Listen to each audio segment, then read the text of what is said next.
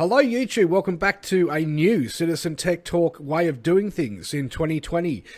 Guys, things have changed over the Christmas period. I've taken all your feedback and stuff on board, and yeah, we're doing things a little bit differently this year, as you can see. So anyway, I'm CTT, you know me. Yeah, you.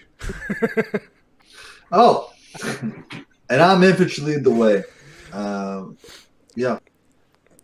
So what it is basically is I am the skeptic as per usual. Nothing's changed there. And our lovely new channel partner here, he's going to be taking care of all the pros for Star Citizen. So this is a quid pro quo series that we'll be doing on a weekly or a bi-weekly basis. We'll be covering every single tiny thing about Star Citizen. So not all the drama, not all the other stuff, but the technical stuff. The stuff that's gone into the development, what ships are currently under development in the white box or the grey box phase, etc. What was good about, Planet Tech 4 and things like that. So we're really going to break this whole game down to its singular elements and discuss them in different videos as well as other things. So today we're going to lead off with just a few points of discussion, as you can see across the top of the browser there. But what I wanted to lead in with was Cyberpunk 2077 and its delays. So, mate, do you want to fire away with your perspectives to start with? Okay, well, I was one of the most hyped up for Cyberpunk 2077. When I actually got word of delays, I sent my wife a reaction of me no, oh my God, I can't believe it, and a bunch of pictures, because I don't think you underestimate I don't think you understand how excited I was for Cyberpunk to come out. And I understand that it needs to get bug polishes and fixes, but I don't know if that takes 5 months. I'm the first one to believe CD Projekt Red because I know how pro-consumer they are.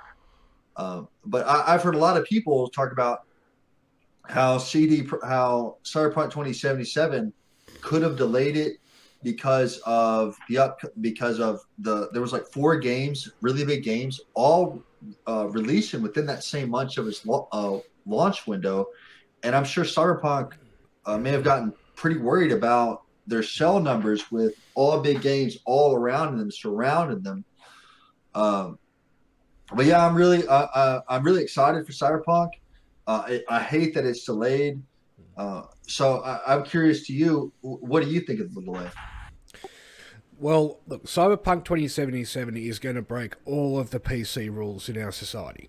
It is designed that way, it is written that way, it is always going to be that way. The thing I feel that's held it up so far has been the stupidity of the minority, extremely loud audience. There's another game I could think of that does that too, but anyway, it's more of the point. I think all of that publicity and all that media attention and then all that scrutiny and then, your hardcore righties and your hardcore lefties arguing about transgenderism and things like that. Honestly, we are talking about a dystopian, futuristic environment in where humanity doesn't carry any of today's beliefs, morals, ethics, or principles, where it is a free society where people can shoot each other in the face and not basically get arrested. I'll cut that bit out. So yeah, I believe that people in today's society need to realise the more drama you cause for a game developer, aside from, the usual conversation we'll have on this channel, the more hold-ups there are, the more time spent and resources and people power used to solve the problem of, where there wasn't a problem in the first place, in my eyes. I believe the delays are purely because of that. Because of the stupid SJW garbage, the stupid feminist stuff, the stupid completely right-wing super heterosexuals, and worrying about a picture on a billboard, God, is it a problem? No. Was it a problem that needed to be had? No.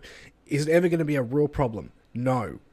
And this is the problem with the whole delay thing, is I believe that they've done what they can in the time frame they've been given. They've had to extend it. Now they've put themselves up, creek, against 4 other major AAA titles that are coming out.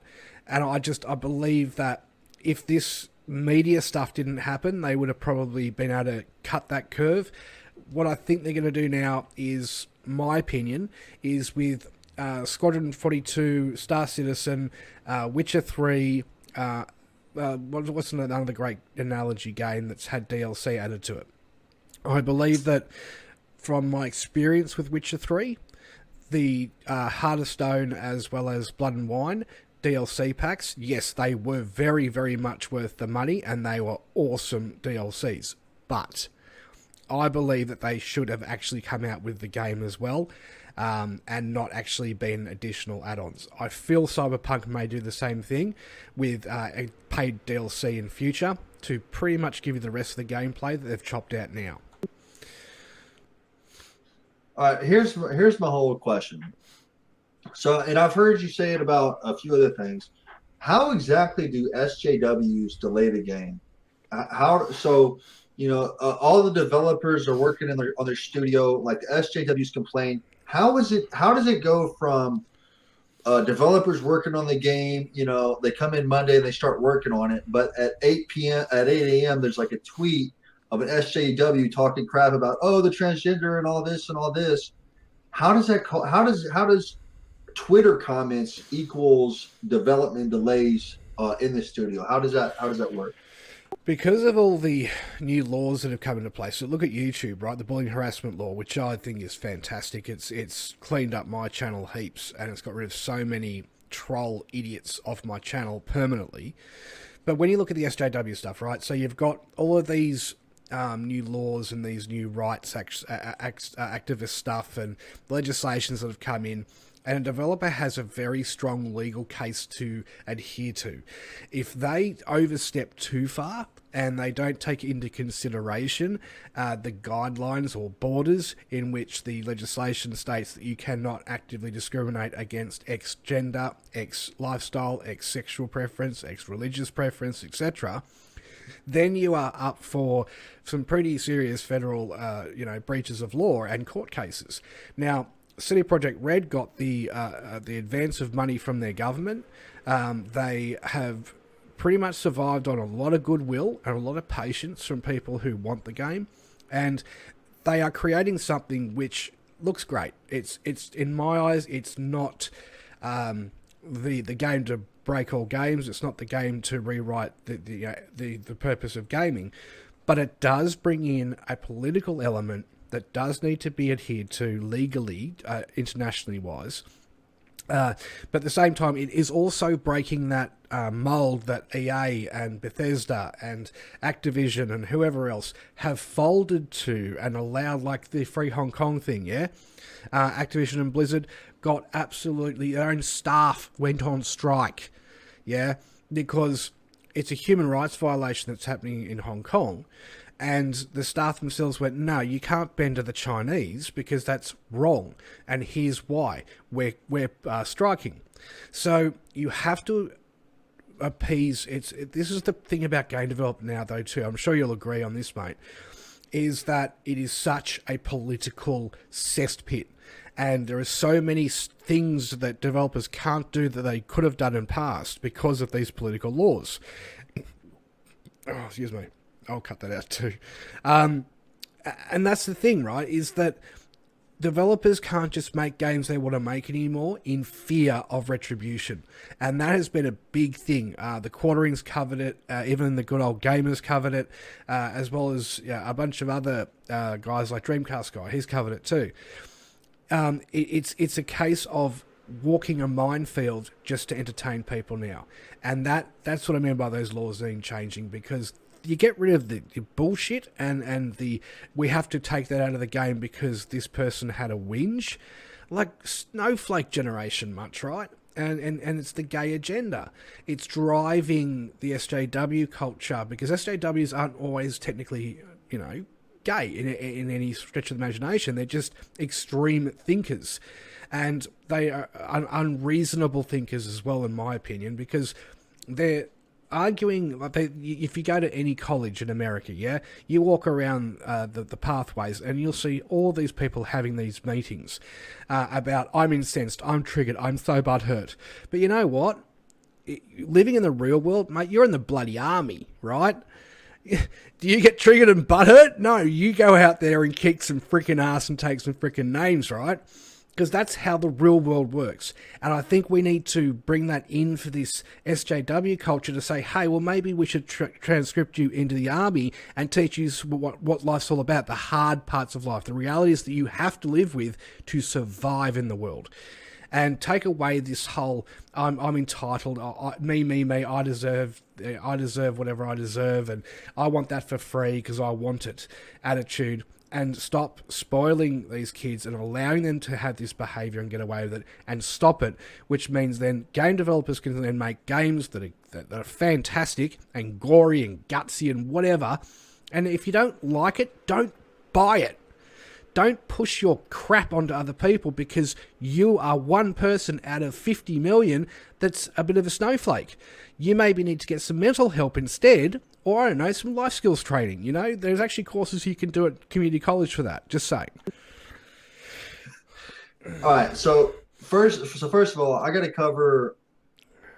Another studio, Warhorse Studios, which was also attacked very savagely by the SJWs. They built Kingdom Come Deliverance, and they had an issue with the race because it was reflective of the race of that country's time period, and they felt like that diversity is represented in everything. And they just told them that they told them straight up, hey man, this is historically how it was. This is what it is. And if you don't like it, straight up, don't play our game. Because we all know the SJWs, they don't spend money on games anyway. So it's not like by not catering them, you don't lose anything. And I gotta say real quick, it's not. And I don't want these people in the army because I don't want to have to fight next to these people. So they can go and cry and complain all in their basement, and they can do all of that. And they can leave the stuff they can leave the fighting to the real men and the crying to these babies that pretend to be men. But I don't want to get off this because we have a whole thing of Star Citizen to get to. Yeah. I think the first thing, the major point of contention that I want to go ahead and get started on is the Colders, that how they've taken over. They've taken over CIG because of the breach of contract. These are all your words. So my first question to you is, okay, in many of your videos, you claim that the Colders have taken over CIG. The biggest question is they've only bought 10% of the Cloud Imperium Games IP. They've only bought 10% of the IP. How is it? And Chris Roberts is the majority shareholder. And on his board of directors, 3 of the board of directors members out of the 6 are his direct family. They got his back 100%. How did he manage to get voted out, the majority shareholder, to be replaced by someone that has only a 10% stake in the company? How could that have happened? All right, so in February of last year, Sandy Gardner decided to dip into the 46 million, which we'll get to. There we go. All right, so the Colders came in, father and son, with a solicitor who they brought onto the board with them as their representation.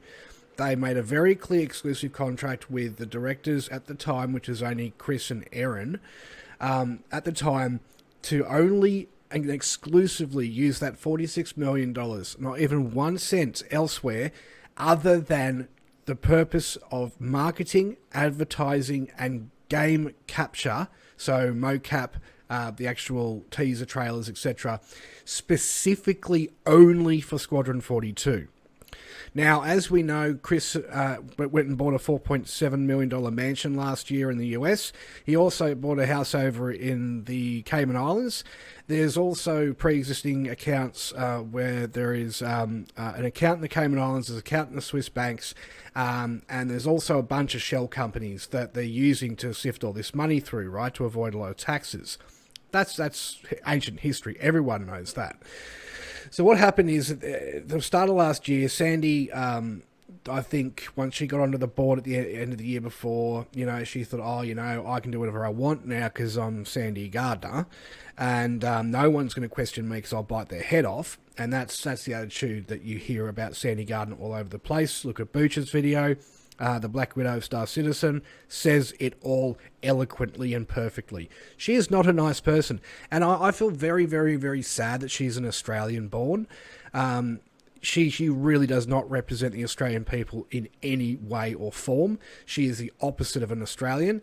She's just trash. Anyway, personal opinion there. I don't like the woman, never have, and she's a nasty piece of work to all the research I've done. Booch's video just reinforces that. Anyway, I think she's gone above and beyond and gone, look, well, it's my marketing money, it's my department, and I'm also a board of directors.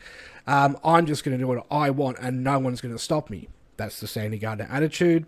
And, I can show you a million videos where the staff sit behind Sandy in these meetings, especially when she came back from that movie audition as a bikey chick. Didn't get the role, and she looked, fake tats and stuff. She looked, ugh. But the staff are sitting behind, literally arms crossed, rolling their eyes on camera and giving her filthy death looks. If looks could kill, yeah? And I've showed that in a video before. What it comes down to is, I think what has happened is Sandy has spent some or all of the money on an venture of her own. Keep in mind, she had provided a letter to CIG mid to, I think it was July to August last year, to the CIG staff, thanking them so much for all the effort and support they've given her and Chris throughout the years.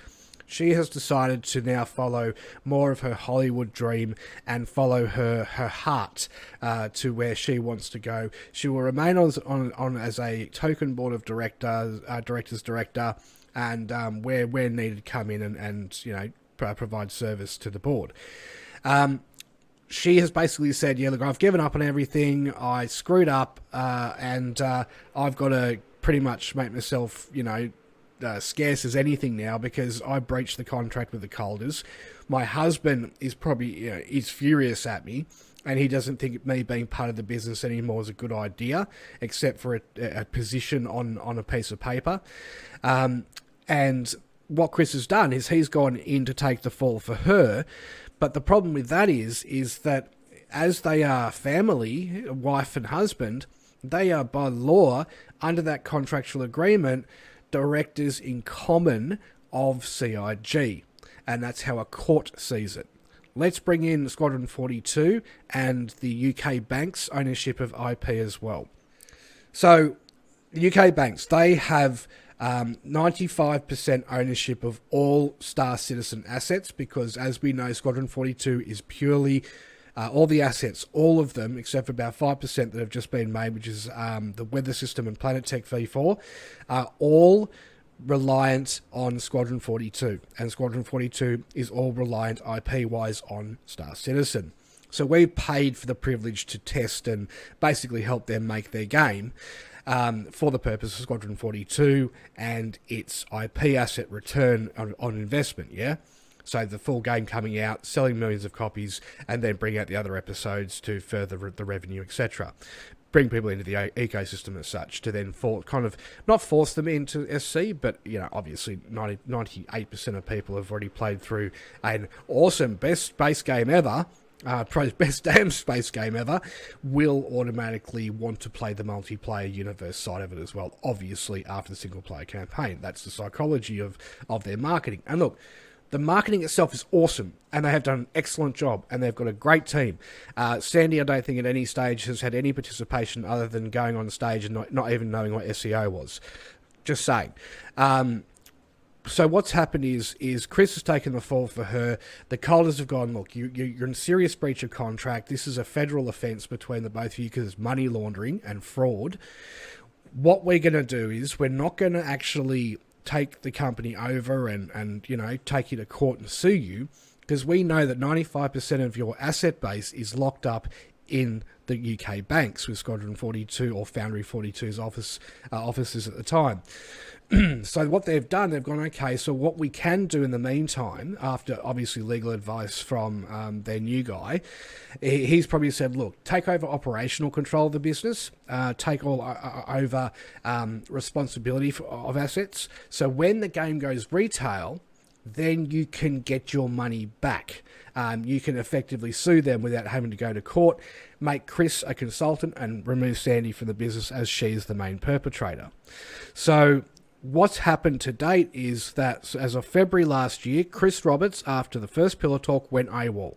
The only time he was seen was at CitizenCon 2949 2019, and he was only on site for the Dev Talk, the Pillar Talk, as well as on stage for maybe 5 minutes twice a day.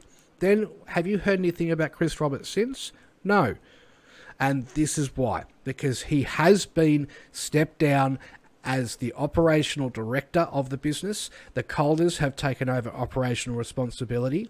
Chris is a creative consultant now, just like freelancer all over again, and Sandy's been sent packing.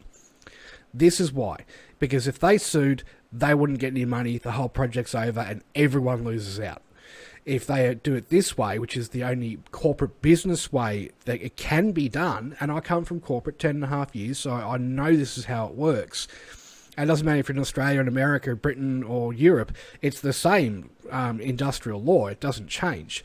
And when it comes down to such serious breaches of contract, like this is maybe 17, 18 years jail for each of them if they were to sue. But then the money, the bank just automatically takes the 95% of assets and sells them off to the highest bidder, whether it's Activision or it's EA or whoever, or even an indie developer. And then the 5% that's left would barely cover half a year's worth of salary, and then that's still not enough to cover the losses of the 46 million. So look, the Colders are really freaking smart people. They are South African, and if you've ever worked with a South African in your life, like I have, they're quite frightening people to work with because they demand things and they demand now. You've got a deadline, you get it done. You don't, you're fired. That's how South Africans do business, so the Dutch. And this is what Chris, I don't think, took into account or took on board when he actually brought these guys on board. Not understanding their culture, not understanding their work ethic, and not understanding how things work with those kind of people. There's no exceptions to the rule. And being South Africans, they're going to put the hammer down straight away. Go, nah, right, that's it. We got legal advice, this is what's happening, and you're gone, otherwise you can go to jail and this whole thing falls over and we lose our money too. And we'll then sue you for that on top. Which means Chris will spend the rest of his natural life in jail, so would Sandy. So they've come to the best possible outcome here, where we are getting a much better outlay of work getting done. We're getting more work getting done, because you know how they said quarterly releases in 2018, 2019? we saw 2 releases the entire year. That's not quarterly, that's half yearly. So Chris doesn't have time management skills, certainly doesn't have fiscal management skills, certainly doesn't have people skills, certainly doesn't have anything it takes to lead anybody other than megalomaniac micromanagement and control issues, power control issues. And this is where it's been all this time. It's 8 years now, mate. And we're still really pretty much where we started off. We still only have one solar system. I believe this year moving forward, especially with the teaser of the quantum gates or jump gates, whatever you want to call them, going into Pyro, I think it was, that shows that something has changed behind the scenes, and Chris and his little playground solar system getting, pretty things done and perfected, then removed, then changed, and then the flight bloody mechanic, which we'll talk about as well, getting completely screwed up. I think that was the thing that broke the camel's back. 1, breach of contract. 2, they're running out of time to get this out before it becomes obsolete. You've got Starfield coming out this year, hopefully, as well. You've also got PlanetSide 3 coming out. And I think, honestly, those 2 things, if you buy both of those games, you're going to pretty much have Star Citizen. And that's sad. Yes, it's over 2 different games, 2 different developers, but at the end of the day, it's the 2 games that Star Citizen will be, and I can guarantee you that the fighting mechanics, the FPS mechanics in PlanetSide 3 will be far better than Star Citizen's is at the moment. So, yeah, because we did the whole punch-on thing in the game, and the stamina thing, but your stamina, it's far too low. It burns out far too quickly. They have not got stamina balance, for example. This stuff should have been done, as I've said in my previous video, to this now, our new beginning for the channel, our new way of going, was that we are 4.5 years behind in the project, technically speaking. This stuff, all the stuff you have now, still should have been done at the end of 2018. And 2019 should have been a buster year. And we would have gone to CitizenCon 2019, and we would have had the jump gates already being tested in the PTU, and then you would have been able to go into the new Pyro solar system. Yes, it's a desolate solar system, but it's a new solar system, and that should already be online. And I guess that's going to take us into our next point of discussion, which will be... Wait, before we get into that, so allow me to respond. So I want to first state off with, what I don't want to do, so me and him, me and Citizen Tech Talk, we're friends, but we also disagree on a lot of stuff. And we're, the way this show is going to be, I don't want it to be like a toxic thing. I don't want to be toxic in my in my approach and attack after little factoids. And I'll give you a little example. He lives in Australia. I live in America. So I don't know what the law is over there, but, he's like saying, oh, lawsuit and jail time. Here in America, you can have a lawsuit and not face any jail time. But in Australia, it's different. The laws are completely different. And I don't want to focus on little factoids to try to say, oh, this is this little small, you said this little small thing, and oh, this was wrong, so everything that you say is wrong. He's not going to do that to me. I'm not going to do that to him, because that's extremely toxic. And with how this show is going to go, that's how it's going to go, where we're going to attack the bulk of the ideas and debate the bulk of the ideas, and not the little factoids. But on little factoids, Bethesda has lost all of their credibility. They've lost all of their goodwill. They've shown themselves to be absolute scum who want to completely exploit their player base, get all the money that they absolutely can out of them. They've lost all their credibility. They're really finished. They're finished. And as far as going back, because I got to ask another question about the Calders. What kind of contract were they into? Where a 10% stakeholder, they sit in the thing, and plus, I would think the other people on the chairs, they would have a say in all this. They would have the ability to vote this. So you said, Sandy, this is just a thought that would come up. Not saying this is the truth, but by most boards, to have a board meeting to remove somebody, you need 2/3 vote. So you need 4 people. By making the council, Chris Roberts, his brother, and his wife, it ensures he can never get 4 votes to vote him out. That's what that would ensure. So, and even if the Calders take over, they're not like sitting in the board meeting. They have their representative there. They have a guy. They just fired another guy. They have a new guy. That's the representative. Why would they give the representative control? I'm pretty sure CIG could win a $46 million lawsuit. Yeah, they would take a loss to the company. I don't think it would bankrupt them. But even if he did take control, the other board members could bring it to a vote and vote him out. Why wouldn't they put somebody else in control? What I think happened, okay? This isn't what I think happened, but here's what I think about the whole situation. If Chris Roberts is out, you're right. When we talk, I always see the gears turning in how you arrived at your at where you've concluded at. And you probably arrived there because you're right. Chris has been, and many people have said it, in 2019, Chris has just not been around. He's been completely gone, completely AWOL. You know, he may have said to himself, man, you know what? I am micromanaging. I might turn this into another bad situation. So what I need to do is actually enjoy my new house in the Cayman Islands, in the Bahamas, wherever it is. You know, be with my beautiful wife. Take a consultant. Step back. I've got competent people here. I'm going to let them take over, and I'm going to take a step back. Do you think that that could be another possible thing other than a 10% shareholder taking over the company when he only holds a 10% stake?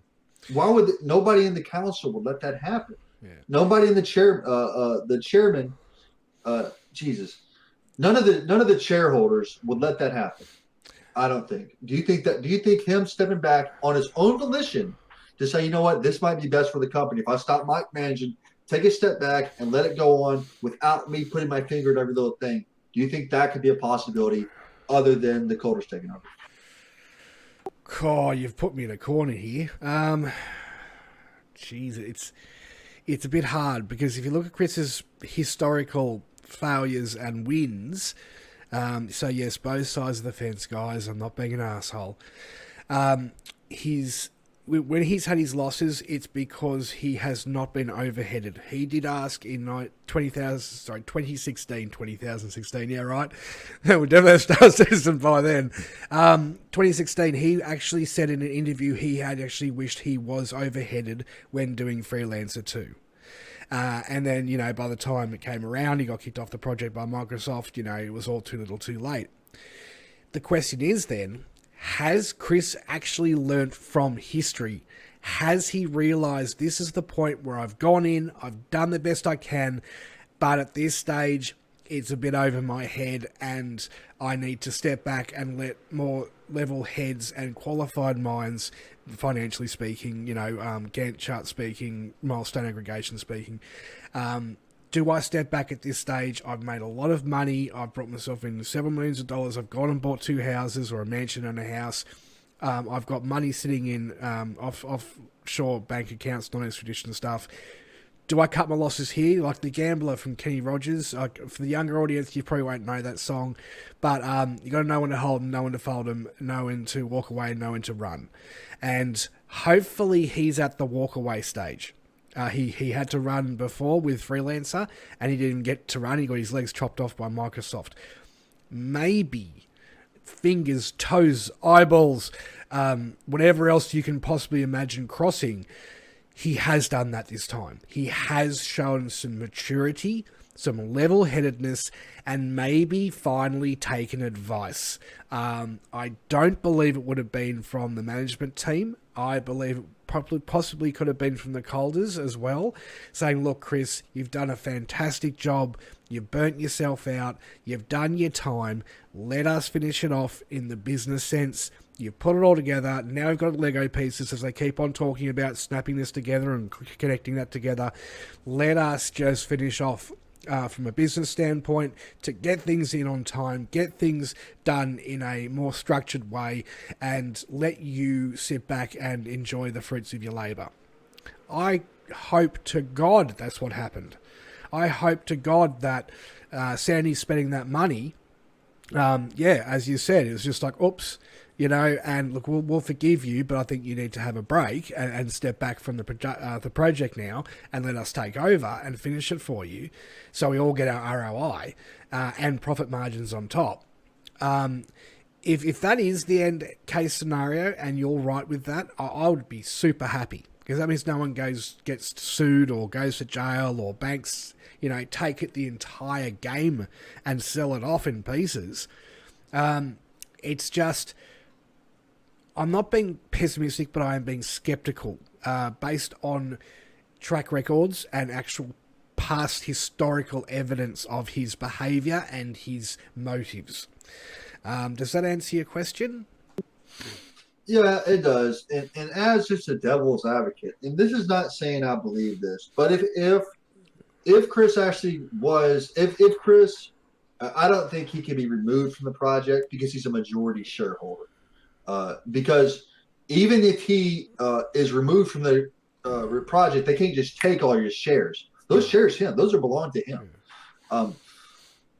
So even if, so, but what I lost my train of thought. Jesus. But yeah, I don't think Chris can be removed from the project. He's a majority shareholder.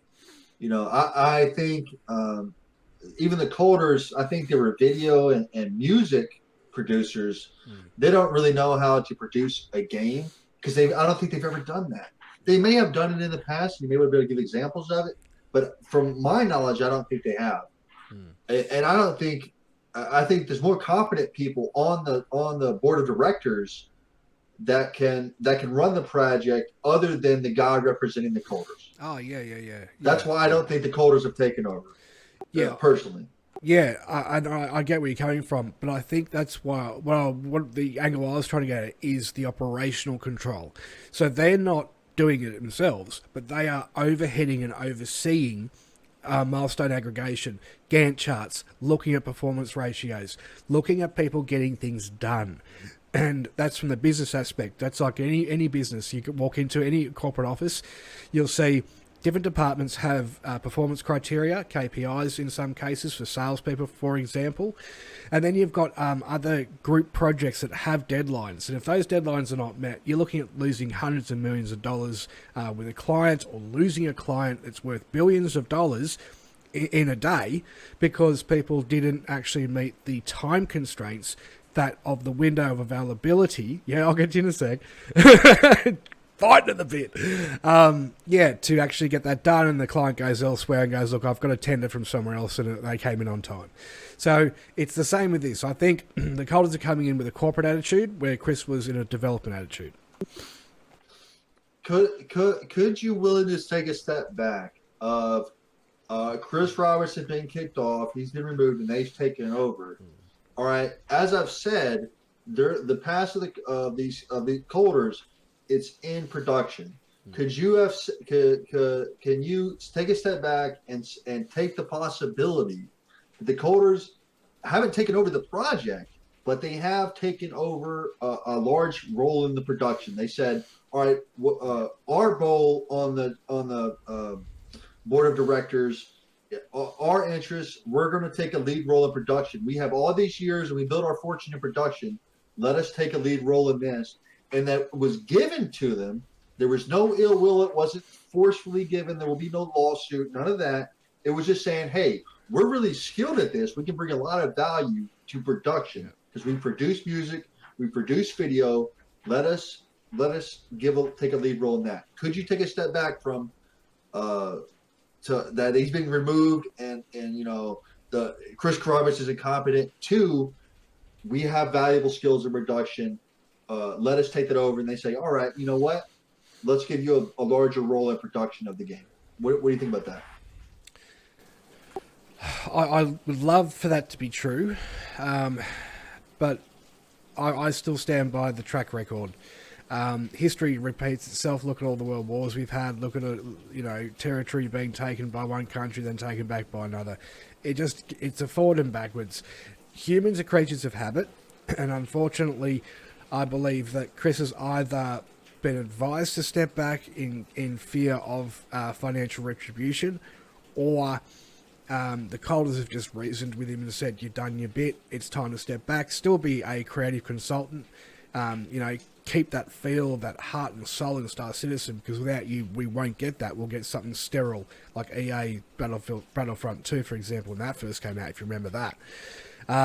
We need that heart and soul still there, but we need to be running the operational side of it, actually getting things done, putting people to task, overheading. And I think if anything that was agreed upon in a meeting like that, Chris would have said, I heard overheading and went, yes, I understand and I agree. Because Chris has learnt from that experience in past, has brought it up in 2016 with Squadron 42 and Star Citizen. I think he was waiting for someone to come in that kind of level of capacity as well, especially board of directors wise, and actually say that to him and allow him to then take the high road and be able to feel that he has done the right thing by himself, Sandy, the project, as well as the board of directors. Because Chris Roberts as a person, I'm sure, is a lovely human being. And I think he does have some good morals. He just gets carried away very quickly and very easily distracted from task. So maybe what these guys have done, they've used that little bit of psychology and actually gone, look, Chris, you're a lovely guy and you've done a great job so far and you're so creative, but we need to get the game finished. Please let us take over the operational side now. You put in whatever you want to put in moving forward, any ideas or anything like that. There is no demolition of your capacity within the business, but we want you to take it. And the thing is, at the end of 2018, Chris did say he is on the verge of burnout, and so was Aaron. Have you seen how much weight Aaron's put on? That's stress and lack of sleep. He's constantly flicking over bank papers and freaking out constantly, right? With Chris, I think Chris has just put too much of himself in, and I think that's led to concentration issues, mind-changing issues. I didn't say that when he did. It's in an email, for example, that the staff member sent back to him saying, this is what you said. Oh, no, that wasn't me. Someone else must have sent it on my behalf. They're all very clear signs of burnout. So maybe Chris has overinvested himself for too long. This holiday, whether it becomes a permanent holiday or a sabbatical for the next couple of years, and he comes back with a renewed sense of energy and excitement and, wanting to get stuff done, sometimes that's what leaders need. Hopefully,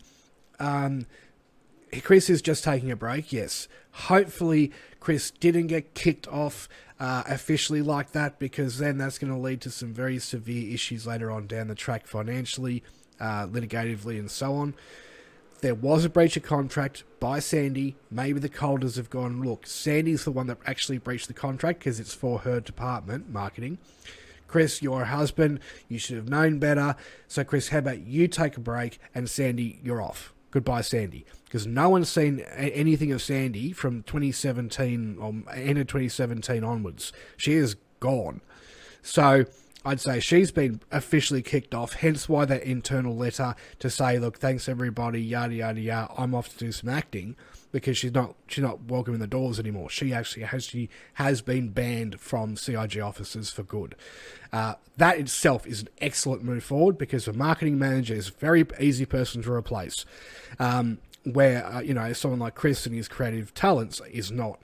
So I think because there's such also a big backlog of work that still has to be caught up on, this is Chris's stuff that's already got implemented, it's ready for rollout. It's just getting the coding and the visuals and the audio done to catch up to get that workload done. Maybe that's what it is. Chris has gone, look, I can't do anything else at this stage. I'll take a holiday. Once the guys catch up in production under your leadership, under your guys, the Colders, then, I'll come back if you need me to add in the next bits. Maybe that's what it is. Maybe it's just a sabbatical for Chris. He did spend some money he shouldn't have spent by buying the mansion. That had really upset a lot of people. And was misappropriation of funds, and if we actually had any legal stance, we could have, done something about that, but we don't. Far away. All right. Is it possible that Chris didn't steal any money from the project to fund it? Is it possible that he's a majority shareholder? He sold some of his shares equal in amount to whatever that was, 5% shares. Because remember, the company's valued at $500 million. So if he sells, oh my God, man! I promise so it's $500 million. What 1% is of $500 million is what? It's like 5%, $5 million. Yeah. So if he sells 1% of his shares, that's $5 million. That's enough to pay for his mansion. Is it possible he did not steal funds, but instead sold just 1% of his shares to pay for this mansion. If you can find the paperwork that demonstrates that on paper, I'll believe you. All right. On to the next point. So, because I'm a CIG defender. I'm not a white knight because I know CIG's done a lot wrong. Okay, I believe they've done a heck of a lot wrong. I believe they've done a heck of a lot right. I'm not just like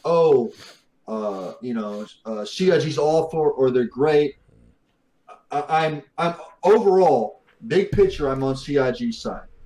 On the mainstay. So when you say, they taking money and all this, and I'll say, he could have sold one of his shares. All right, on to the next point. Go ahead. I'll let you lead. Alrighty. So the whole problem with this board of directors, in my opinion, and from a business standpoint, is every board of directors has to be an uneven number. You have to have that swinging vote.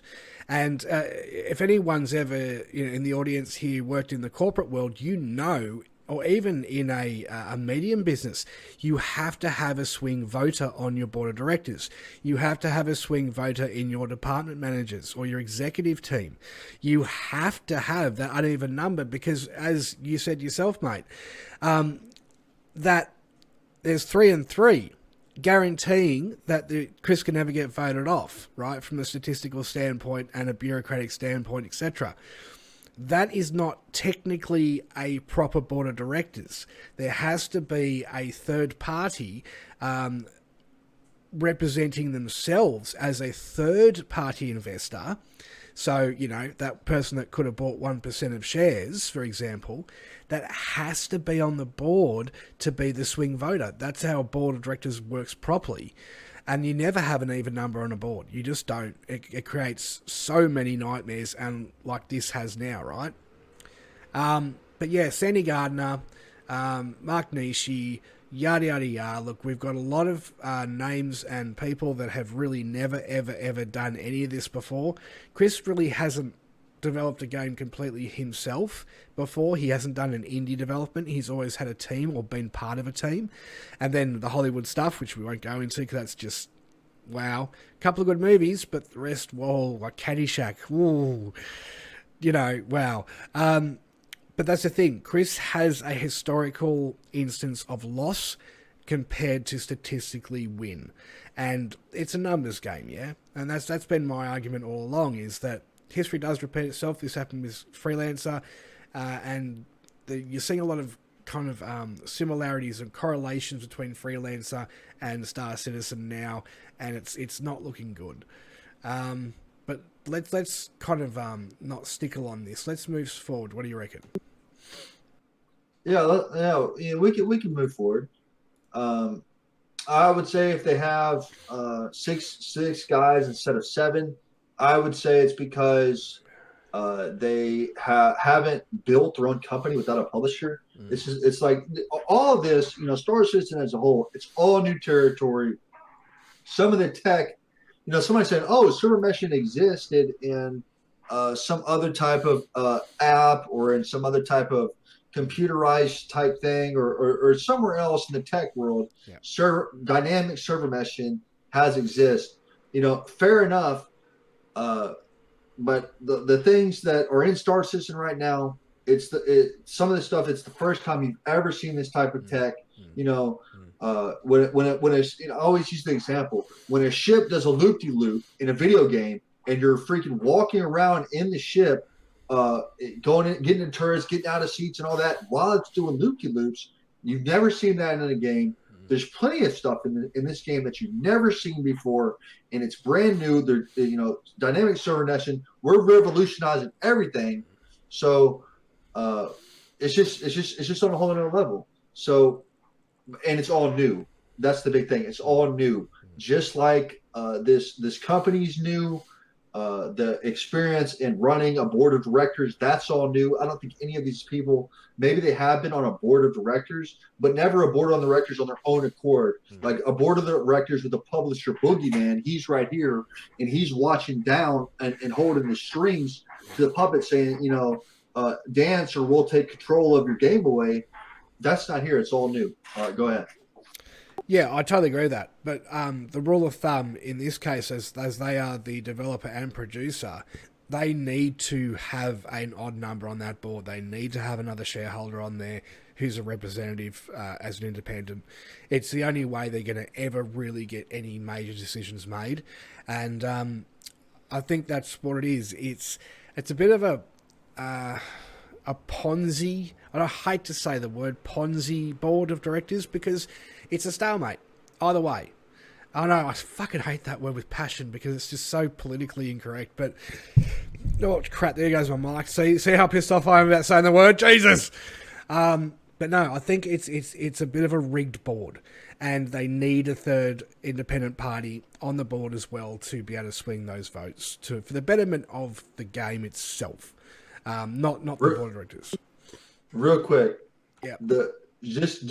I agree with you. Half the board is Chris Roberts' direct family. If it is a rigged board, so I do not disagree with you on that. Go ahead, but go. Yeah. So all right, let's move forward. So this article we just found today. And it's quite interesting. For some Star Citizen is a deeply emotional project. Like Sandy trying to sing there. Okay, sorry. Bad stab. A cursory glance at social media and various forums is all it takes to see the depth of the passion and reverence people hold for Star Citizen and people making it. This does not mean that there aren't any concerns, and many of those have been raised over the last few weeks and months. A lot of these concerns have hit Sandy Gardner, the wife of Chris Roberts, and Star Citizen's VP of Marketing directly. And some of those couldn't help but flow out. Albert inadvertently during albeit inadvertently during CitizenCon's opening moments. Rather than the traditional intro, Gardner read out a letter. Perhaps it was a follow-up or additional to Chris's earlier public response to what Cloud Imperium Games has since that termed specific slanderous allegations. Some of those were targeted at Gardner directly. You can read the CIG's full response in full. And that's ancient news. But moving forward, at CitizenCon, Gardner inadvertently revealed in front of the faithful some of that struggle. This is after all the wife of a husband who works 7 days a week, a man who has been around the industry for decades, but stayed awake during the Kickstarter campaigns for so long that he didn't. He had to be accompanied into a hotel bed. And this is what I was saying to you. Maybe Chris is just cooked like an egg and he just needs some time to just chillax and, uncoagulate. Lack of a better word. But that's the thing, right? And it goes on a lot more. And if you want to read more through this, I can scroll it through for you. You can take over. No, we're all good. But let me ask this, just real quick, between the two. Is Chris stepping back because he's burnt out, or was he kicked off the project because he's an incompetent jackass? Which one of those do you think it is? Be honest. Oh, see, you know where I'm going to usually automatically head. It's the jackass claim. It's such a hard one to actually... put a finger on. I think he's an incompetent jackass when it comes down to fiscal management and time management and communication, human body language, words, and yeah. When it comes down to creativity, he's a mastermind, yeah? And literally the universe is the limit. Excuse the pun, the verse. But I think incompetence in business acumen is where he's fallen short, and where the Colders have seen the big, huge gap in his skill set. So a skills gap assessment. As a teacher, that's what I do for my students. to then put them onto a learning pathway, yeah? Chris, I think, needs to go away to university and actually do an MBA. Unlike Sandy, who doesn't actually have one, who made that shit up. But, you know, I'm just saying, right, that maybe Chris needs to actually get his MBA. He needs to learn how to run business and administrate it and understand the importance of income and outcome, cash flow, budgeting, what you can buy this month and what you can't buy, i.e. hydraulic doors in an office that nobody will see other than the staff, or a coffee machine that costs $60,000 because why? You can get one for about $3,000 and it sits on a bench and it plumbs into the water supply, no dramas, and it works exactly the same.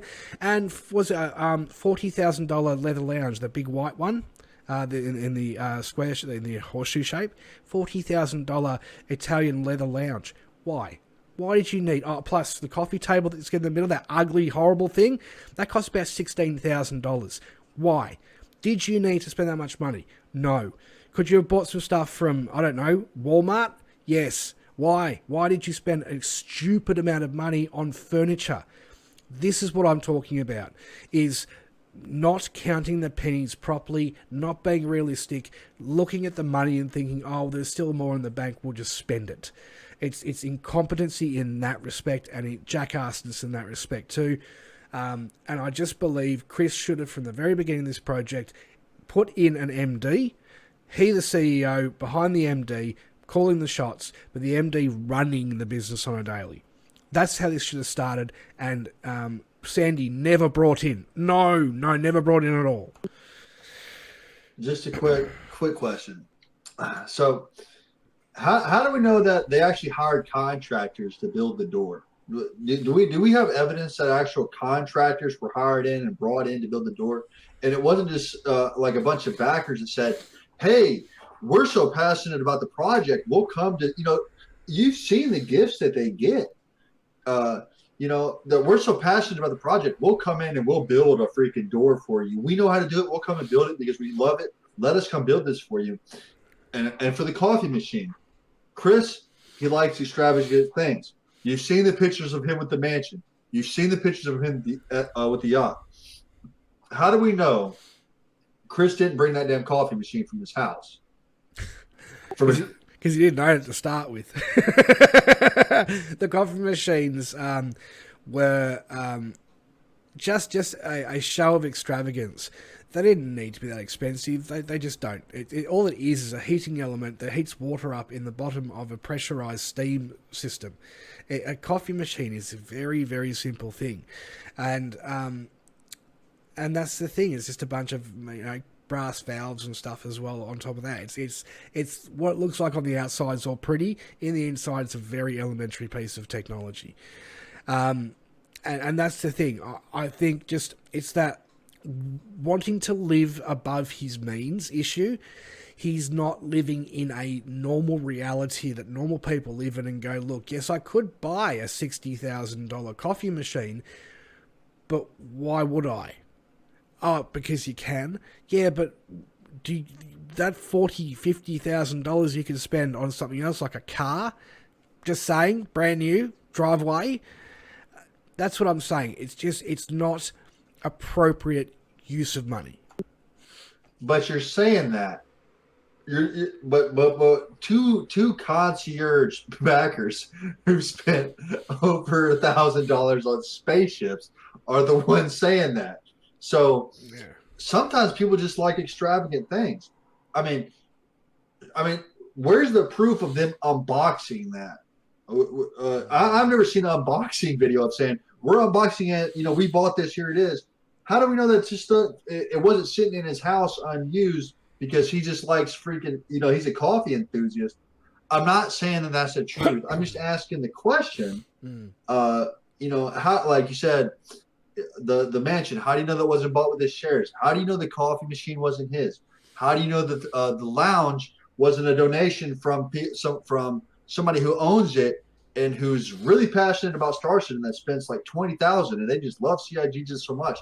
Hey man, here's a free furniture to deck out your lounge with. Here's some ugly coffee table. How do we know that it was all bought and wasn't all gifted? I mean, Yeah. $250,000 was gifted, right? So how do we know the coffee machine wasn't gifted? There's no videos of nobody unboxing any of this. You know what I mean? Well, let's put it this way: if backers are throwing out that much disposable income to a game developer, why aren't they giving that money instead to, I don't know, AIDS research, cancer research, child birth defects research, stuff that's important? It's that such a materialistic waste of money. And look, I've my whole life have been a penny pincher. Okay, a penny pincher. That's the right one. And not by disadvantage in life. I grew up in an upper middle class family. I had everything I've ever wanted, and I've gone and worked my ass off for everything else I've got since. But the whole thing is, at the end of the day, why I just recently bought a new TV, right? It's 58 inch. My old 43 inch I'd had just because I was in a single bedroom flat before I met the missus and all that stuff, and I didn't need a big TV. Now I've got one. Now it cost me $500 for a 58 inch 4K HD smart TV, blah blah blah, LED, all that bloody acronym crap, which is as good as a Sony Bravia, top of the line, no dramas, no questions. As a JVC, and it is spectacular. $500. That same TV, I could have gone from where I bought it from to somewhere else and spent double the money for the same thing. Why? Why not bargain shop? Why not shop around things you need and things you want put on a list for Christmas? The hydraulic door thing, see, that's the thing. In every video Chris has done with the hydraulic doors, he said, here are the hydraulic doors we've had installed. That's all he's ever said. Not by whom or how the money came about to get the doors or anything. He's never divulged that information, but he did divulge the information about the coffee machines. So it makes me query, was it his money he actually spent on those doors because that was one of his dream things? Or was it one of these absolutely out of their mind backers who have gone and chucked a massive amount of disposable income at him and gone, yeah, just do whatever you want with it?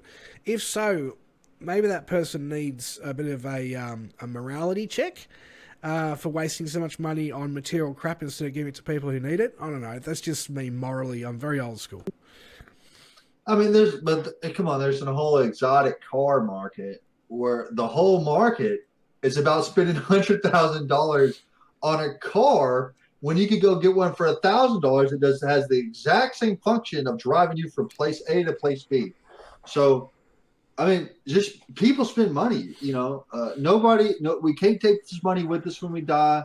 If they got the money, spend it. You said yourself, and you covered in a previous video, a whole bunch of guys got flown out by CIG all because they spent a lot of money. So, I've spent a lot of money on Star Citizen because I'm passionate. Do I need I got a Warthog Hardest right here. Do I need a $300 freaking joystick to fly the stick and I have a 1600 Thrustmaster right here when I could have just two of these? No, I don't need it. But I got it. Smoke it if you got it. I can't take it with me. I'm really passionate about gaming, really passionate about flight sims. Might as well. But that's I think but we're going to need to start wrapping up because I already think we're already going past an hour of all this. Do you have anything, final thoughts to wrap this all up with? Yeah. So at the end of the day, I believe that Star Citizen has a long way to go until they get it right. I believe that there needs to be crunch time non-stop moving forward to get things out the door in less than quarterly periods. And I believe that when it comes down to server meshing, we're doing a completely separate video on that alone. And I feel that Chris has been asked to step back or step down. Sandy has been sent packing. And I just believe that moving forward, things will get better.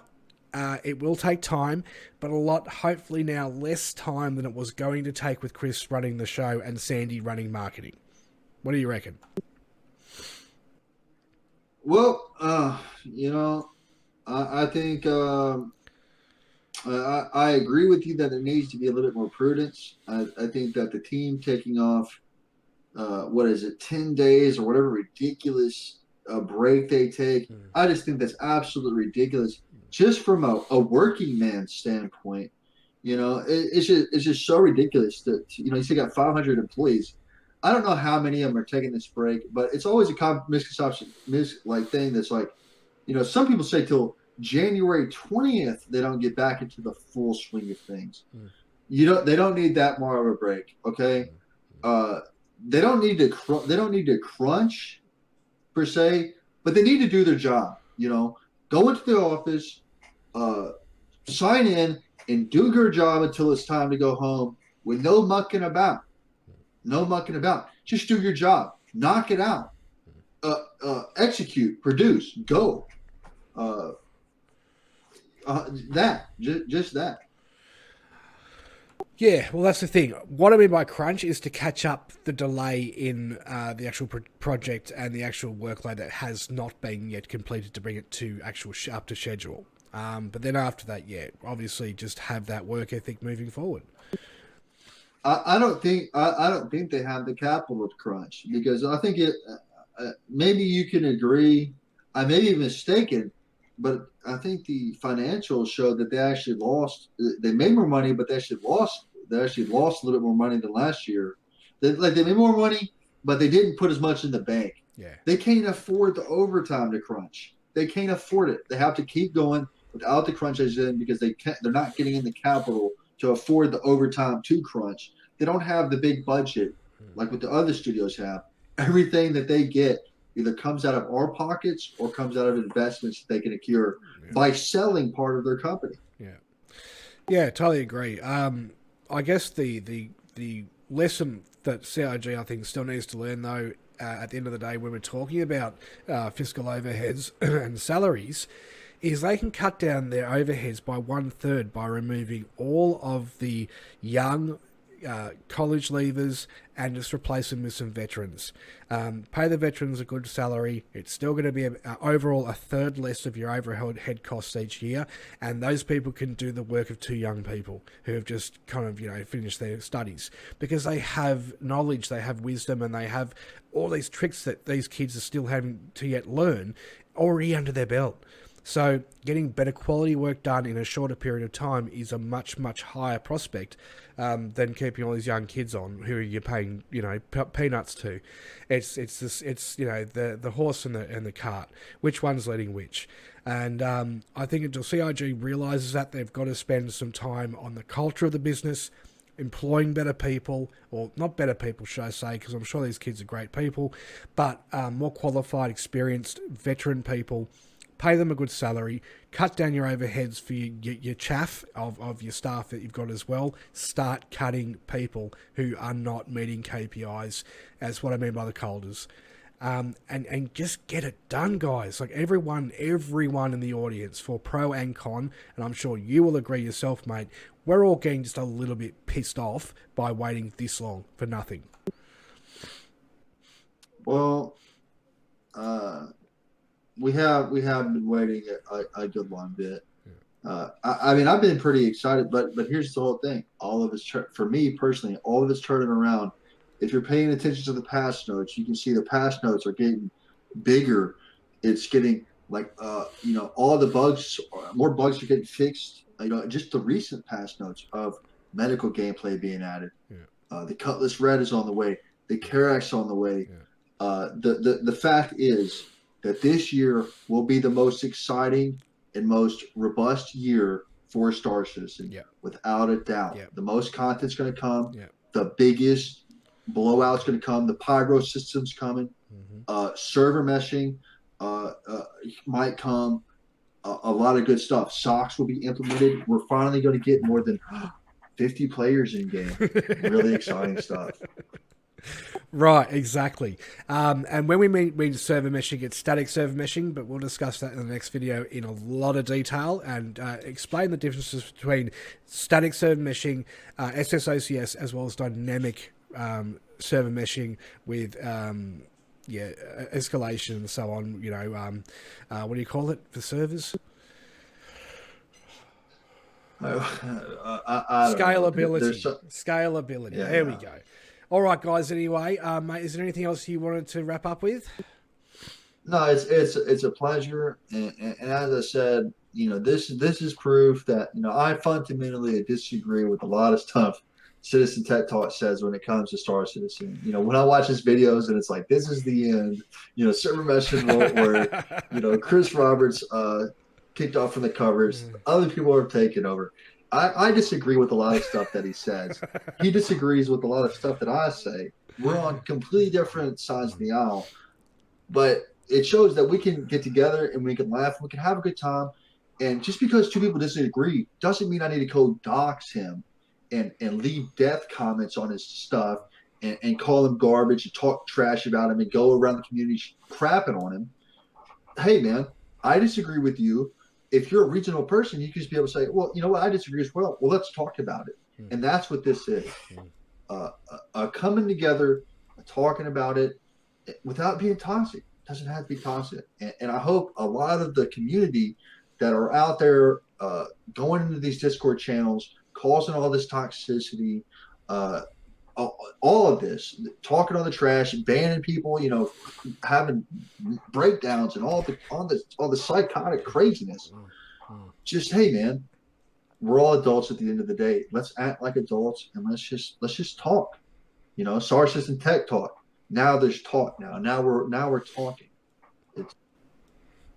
And mate, thank you so much. That is an awesome rebuttal because, guys, this is the quid pro quo part of what we're doing now. This is our channel. This is we are now a team. We are he's my channel partner, and we are moving forward in situ with this moving forward. We are trying to metaphorically part the Red Sea, him from his side and me from mine, allowing us to stand on both sides of the audience on our shoulders, hearing that we are both discussing their needs. His needs for his side of the audience and mine for mine. This way, this allows that open conversation to finally have been opened up.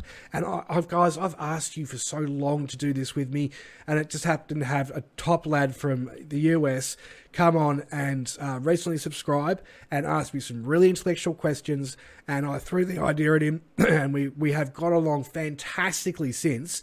And yeah, look, these conversations can be had without argument, without doxing, without aggro, as you said. We're normal people who have different views. That's fine. That's what makes the world turn. And if everyone agreed on the same thing, nothing would ever get done. Nothing would ever get better. So, guys, this is it for the Citizen Tech Talk moving forward, and it's us. Now, what I want to do also is quickly bring up the option for guests in later appearances and later videos.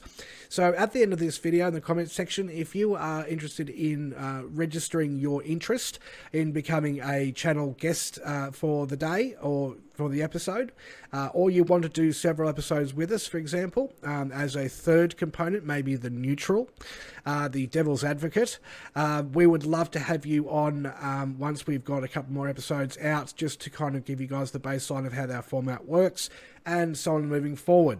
So, guys, look, thank you so much for watching in, those of you that have, not the skitians who only watch 4 minutes of this video.